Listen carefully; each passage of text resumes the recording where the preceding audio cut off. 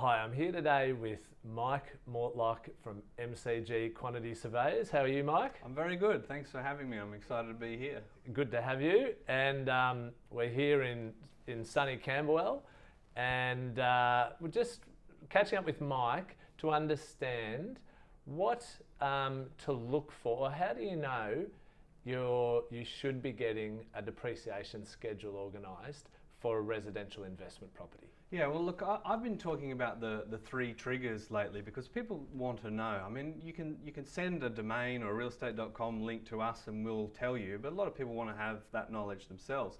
So the three main triggers that will tell you that you definitely need a schedule is if you're buying brand new. I think most people know that. If you're buying brand new, you can claim the plant and equipment and the building structure. So that's, you know, the oven, cooktop, range hood. And if it's new, it's always worthwhile. The other one is if it's built after the cut-off date for depreciation on the original structure. So that's the 16th of September 1987. So if we just make it a little bit easier and say, if it's built after 87, it's always worthwhile to get a schedule just because of the value of the structure and the 2.5% deductions you get on that. And when you say structure, you're talking about the building dwelling? Yeah, it's more the bones of the building. So we're talking concrete slab and timber frame and gyp rock, and even internally it's things like tiles and kitchen cupboards and that sort of stuff as well. It's the main value of the building.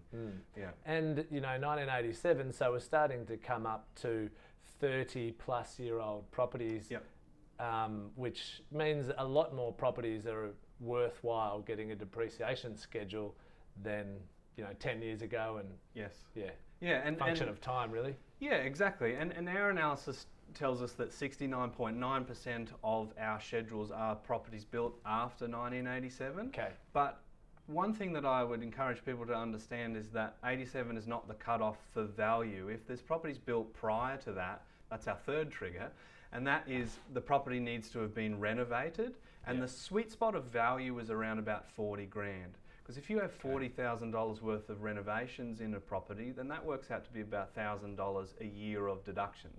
And that's about the point where it's worthwhile paying for a depreciation schedule, because we do have to charge. And $1,000 a year worth of deductions probably makes that value proposition work. Right. And so when we're talking about, say, Melbourne, for example, there's lots of properties that have had $200,000 renovations. It's not uncommon, right? And properties built in the 30s that are extensively renovated can be better from a deductions point of view than a brand new property. So if it's pre-87, look for renos. 40 is about the cut-off point, which, kitchen and bathroom renovation, 40 grand doesn't always go very far. Doesn't go very far at all no. these days. All right, well, there's some fantastic insights into how to know whether you should be getting a depreciation schedule done on your residential property. What about commercial properties? Yeah, so certainly if you own a commercial property, you can claim depreciation deductions. The good thing about commercial is that the budget changes that were announced in May 2017 don't apply to commercial. So that means you can claim plant and equipment items on second-hand commercial properties where you can't with residential anymore. And the tax office come out with a document showing all of the effective lives for the plant and equipment. There's about 283 pages of it, and 5 of them are residential, the rest are commercial. Okay, so there's it's pretty complex. A million different categories, Yeah, okay. So, so with commercial property, it more often, the vast majority of the time, it would make sense. Yeah. Of course, it depends on the property, and we sort of will analyse the property free of charge. So we know just by a web link or even satellite footage and a council call can be enough to say, yes, there's going to be definite value in it. And it's everything from little retail shops to offices to pubs and wineries, and I did a trout farm once, so there's all sorts of weird stuff out there.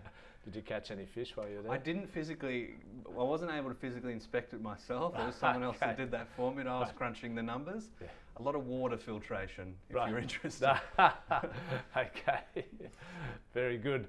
All right, so well, some fantastic tips there, Mike, on the 3 times when you should be looking to get a depreciation schedule on residential property, and how it makes sense to get a depreciation schedule every time, or at least get Mike and his team to quote on it for a commercial property. So it's been a pleasure having this chat with you today, Mike, in wonderful Melbourne. Beautiful.